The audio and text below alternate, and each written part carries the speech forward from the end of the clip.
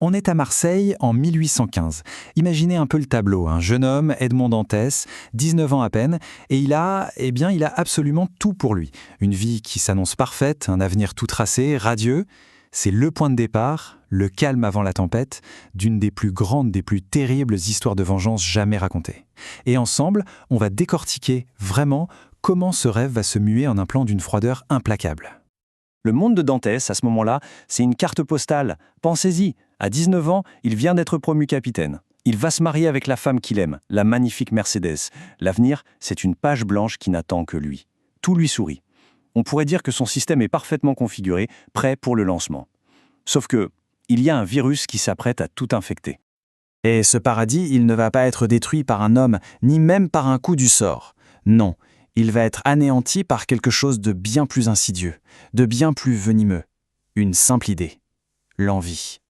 Et c'est là que tout bascule. Le bonheur de Dantès, il est trop grand, trop visible. Il devient littéralement insupportable pour ceux qui sont dans son ombre. Et cette envie, c'est elle qui va enclencher sa chute. Une chute absolument vertigineuse. Alors, qui sont ces gens ? On a affaire à 3 hommes. D'abord, Fernand Mondego. Lui, il veut la fiancée de Dantès. C'est l'envie amoureuse, la plus classique. Ensuite, Danglars. Il lorgne sur son poste de capitaine. L'envie professionnelle, tout aussi toxique. Et puis il y a Caderousse. Ah, Caderousse. Lui, il n'a même pas de vraie raison. Il est juste jaloux. C'est l'envie pure, brute, sans filtre. Et leur arme, pour détruire un homme, pas un poignard, non, une simple lettre anonyme. Un acte de lâcheté absolue. Et voilà, c'est ça, le bug, le petit virus qui va faire planter tout le système de Dantès. Dantès se fait arrêter et il est traîné devant le procureur, un certain Gérard de Villefort. Attention, Villefort n'est pas méchant au sens classique. Il est bien pire que ça. C'est un idéologue. Sa seule et unique religion, c'est son ambition. Très vite, il pige que Dantès est innocent. Le problème, la lettre qui dénonce Dantès mentionne aussi le père de Villefort, un conspirateur bonapartiste. Le choix est donc terrible, mais simple pour lui. Soit il sacrifie un innocent, Dantès, soit il sacrifie sa propre carrière. Pour un homme comme lui, le calcul est vite fait. Et que fait Villefort ? Il brûle la preuve de l'innocence de Dantès et l'envoie croupir dans la pire prison du royaume, le château d'If, un véritable enfer sur terre. Sans procès, sans la moindre explication. Et ce n'est même pas par haine, non, c'est juste par ambition. Pour Edmond Dantès, c'est la fin du monde. Mais c'est justement là, dans le noir absolu du château d'If, que l'homme va mourir pour laisser place à autre chose. Une transformation radicale qui va le faire passer des abysses du désespoir au sommet du pouvoir. Après des années, seul, au bord du suicide, il entend un bruit. C'est un autre prisonnier qui creuse, l'abbé Faria. Mais attention, Faria, ce n'est pas juste un vieux prêtre sage. Il faut vraiment le voir comme une sorte de hacker. Pendant 10 ans, il va littéralement reprogrammer le cerveau de Dantès. Il va lui injecter tout le savoir du monde, l'économie, la science, la politique, les langues, la philosophie. Il débug son esprit. Et Faria lui fait 2 cadeaux, 2 dons absolument cruciaux. Le premier, une cause. Il l'aide à analyser le complot, à mettre des noms sur sa souffrance. D'un coup, sa douleur n'est plus abstraite, elle a des cibles bien concrètes. Le deuxième cadeau, un outil. Un outil d'une puissance quasi illimitée. Le secret d'un trésor légendaire, caché sur l'île de Monte Cristo. Et puis, Faria meurt. Pour s'évader, Dantès a une idée de génie, une idée folle. Il prend la place du corps dans le sac mortuaire. Il est jeté à la mer. Le choc de l'eau glacée, le couteau qui déchire le tissu. C'est bien plus qu'une évasion, c'est une renaissance. Il faut bien comprendre une chose. Edmond Dantès, le jeune marin innocent et naïf, est mort. Il s'est noyé dans les eaux du château d'If. Quand il trouve le trésor, une fortune qu'on ne peut même pas imaginer, sa transformation est complète. Ce n'est plus un homme, c'est une force de la nature. Omniscient grâce au savoir de Faria, omnipotent grâce à sa richesse. Il devient le comte de Monte Cristo. Mais c'est là qu'il commet son erreur fatale, le bug de l'orgueil, l'hubris. Il ne se voit plus comme un simple vengeur. Non, il se prend pour le bras armé de Dieu, un instrument de la Providence. 20 ans plus tard, le voilà qui débarque à Paris. Ses ennemis, ils sont au sommet. Ils ont bâti leur petit paradis sur les ruines de son enfer personnel. Ils l'ont complètement oublié. Mais lui, il n'a rien oublié. Le tsunami est en marche, et ils ne le savent pas encore. Mais alors c'est quoi sa méthode ? Le génie de Monte Cristo, c'est qu'il ne va pas juste débarquer et les tuer. Ce serait trop simple, trop humain. Non, il est un révélateur de chaos.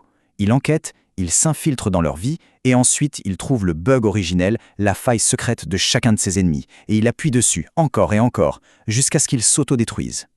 La première cible, c'est Fernand. Il est devenu général, pair de France, un héros national. Son bug à lui, la trahison.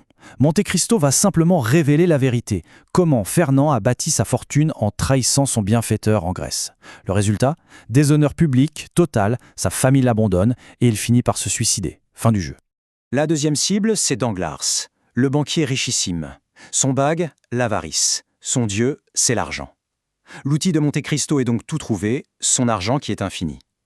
Il manipule la bourse, joue avec ses investissements et provoque sa ruine complète. Pour finir, il le fait capturer par des bandits qui l'affament et lui font payer des millions pour un simple morceau de pain. Il est détruit par là où il a péché. Poétique, non ? Et enfin, Villefort, l'incarnation de la loi et de la justice. Son bug, l'hypocrisie la plus totale. Il a eu un enfant hors mariage il y a des années, qu'il a tenté de tuer à la naissance. Monte Cristo retrouve cet enfant, devenu un criminel, et orchestre un procès spectaculaire où le fils révèle tout, en pleine audience. Je suis le fils de monsieur le procureur du roi. L'homme de loi est anéanti par sa propre loi. Et voilà, c'est fini. Fernand, Danglars, Villefort. 3 cibles, 3 destructions millimétrées chirurgicales. Le plan est un chef-d'œuvre de froideur et d'intelligence. On se dit que la justice a été rendue. Monte Cristo a gagné sur toute la ligne. Sauf que c'est précisément là, à ce moment de triomphe absolu, que la véritable histoire commence. Parce que ce plan, aussi parfait qu'il paraisse, contenait une faille.